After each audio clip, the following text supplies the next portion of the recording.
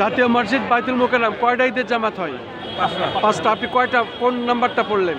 আমি 4 নম্বরটা পড়ি। 4 নাম্বার। আপনার নাম কি? আমার নাম মোহাম্মদ শরীফুর রহমান। কোথা থেকে আপনি নামাজ পড়তে এসেছেন?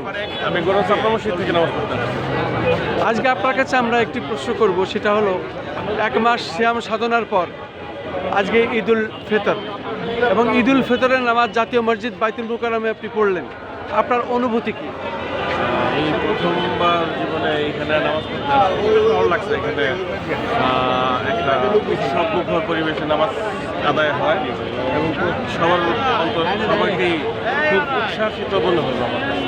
এবং আমি নিজেও বেশ আনন্দিত। আপনার কি বিশ্বে যে যুদ্ধ চলছে, এই যুদ্ধ যাতে বন্ধ হয়, এই বিষয়ে আপনার মতামত কি?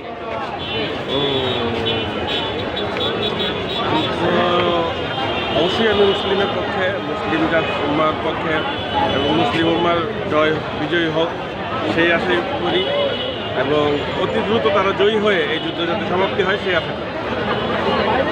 শুধু দর্শক, আমরা শুনলাম আসলে যুদ্ধ কেউ চায় না, শান্তি চাই। আমরা আজকে এই পবিত্র ঈদুল ফিতরের দিন বাংলাদেশ থেকে আমরা আহ্বান জানাচ্ছি বিশ্ব নেতৃবৃন্দের প্রতি, জাতিসংঘের প্রতি, ওআইসির প্রতি, যুদ্ধ বন্ধ করুন এবং শান্তি স্থাপন করুন। ঈদ মোবারক, ঈদ মোবারক, ঈদ মোবারক।